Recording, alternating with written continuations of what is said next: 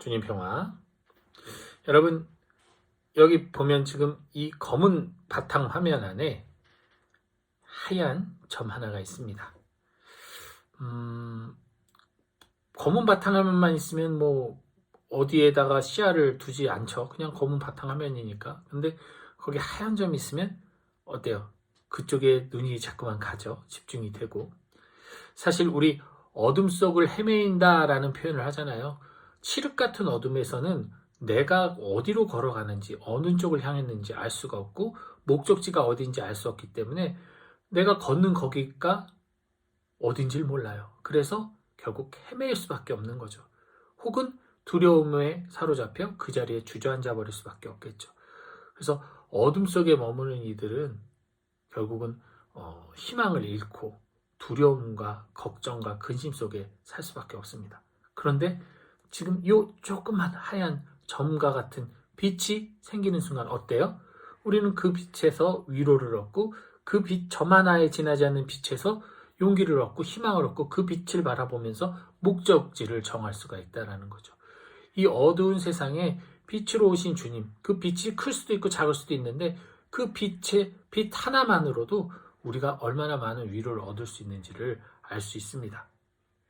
근데 반대로 이번엔 하얀 화면 안에 검은 점 하나가 찍혀 있습니다. 어떻습니까? 하얀 바탕 안에 이 검은 점, 뭔가 불편해요. 그죠? 그냥 아예 새하얗으면 좋겠는데 요 글씨도 아닌, 차라리 글씨라도 이렇게 사랑 써있으면, 검은색으로 써있으면 좋을 텐데 요 점, 마침표 같은 요 점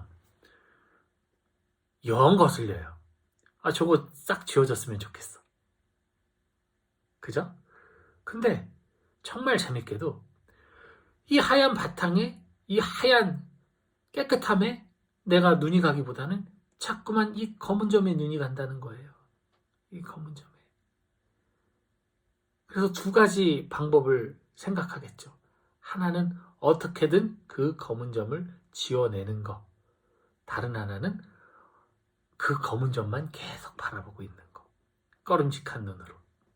깨름직한 눈으로. 빛 안에 거하는 우리들이에요. 주님의 빛을 받고 주님 안에서 살아가는 우리들인데 우리들이 바로 요 점 하나에 신경을 쓰고 요 점 하나 때문에 이 깨끗한, 온통 깨끗한 나를 인지하지 못하고 나를 더럽다 여기거나 나를 부당하다 여기거나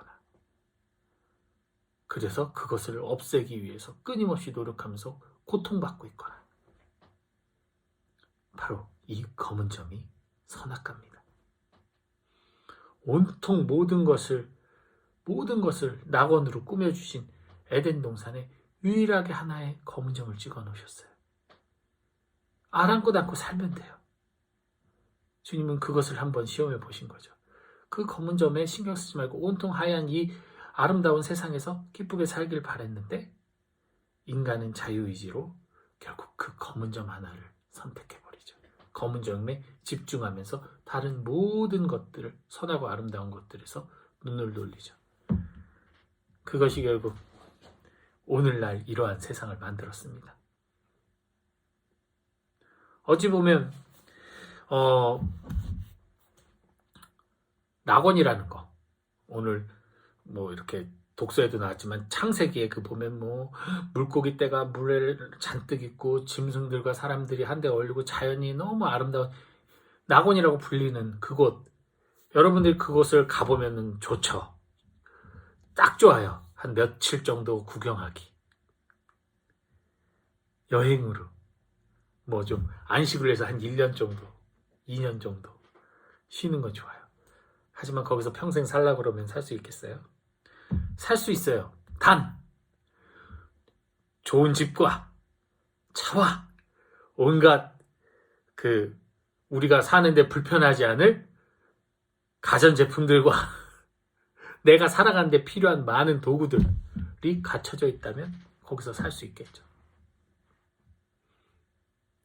하느님이 만들어 놓은 이 세상보다 인간이 만든 창조물들, 인간이 만든 도구들에 더 마음을 뺏겨 살고 있어요. 그 낙원이 내가 그냥 벌거벗고 거기서 살라고 하면 낙원이 아니라 지옥이 되죠. 못 살아요. 이미 우리 몸은 이 세상 가치들, 이 세상 도구들에 익숙해져 있으니까요. 그래서 우리는 구원을 받았으나 여전히 세상에 얽매인 사람들입니다. 부활 전까지는. 이게 바로 선악과의 열매들이에요.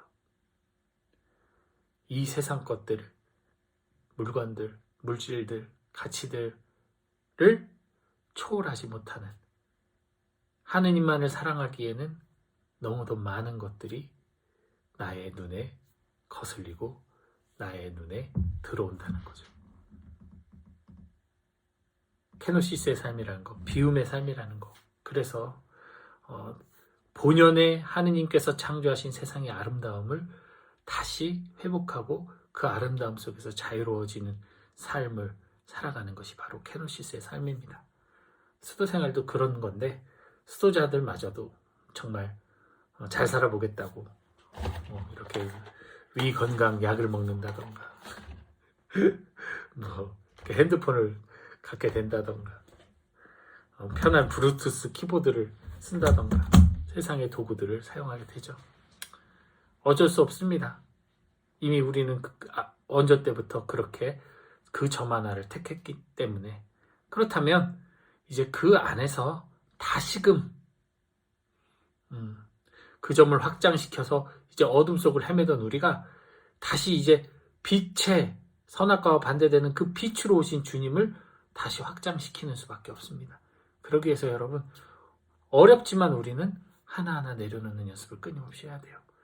즉 그저 내 모습을 있는 그대로 인정할 수 있는 자세, 그 점들을 무시하고 오히려 주님의 빛을 품고 있는 우리 그 전체, 온 존재를 있는 그대로 바라볼 수 있는 그런 마음 자세를 갖추도록 힘쓰셔야 됩니다. 이미 여러분들은 빛의 자녀입니다.